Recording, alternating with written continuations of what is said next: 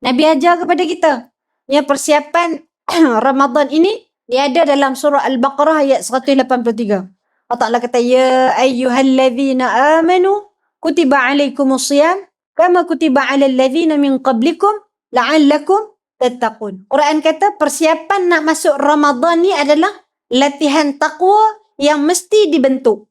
Takwa yang macam mana? Takwa yang dalam hati dia ada Allah. Takwa yang macam mana? Bila duduk sorang-sorang dia takut buat dosa. Takwa yang macam mana? Bila digoda pun dia tak terhasut. Goda macam mana Ustazah?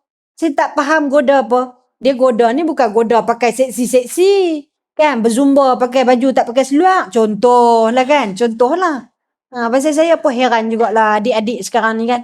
Mudah-mudahan Allah beri hidayah kepada mereka. Tak apalah kita doa. Kadang-kadang ialah silap budak. Orang muda ni dia suka. Tapi saya rasa taklah muda sangat kan. Tapi kadang-kadang kita silap dalam buat keputusan. Kita doalah. Mudah-mudahan Allah bagi hidayah pada mereka insya-Allah. Baik. Yang dimaksudkan dengan goda ni apa? Bukan pakai seksi-seksi. Goda ni kawan main cuek sikit je.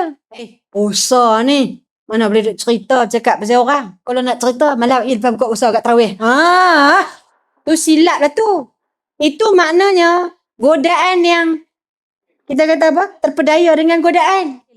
Nak masuk Ramadan ni memang kena absolutely kena jaga kita kata rasa takut kita kepada Allah Subhanahu Taala. Sya'ban ni prepare.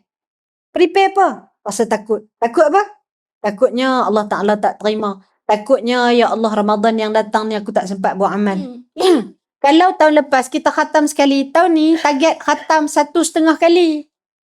Hak setengah tu dapat kat mana? Daripada awal Sya'ban sudah kita mulakan.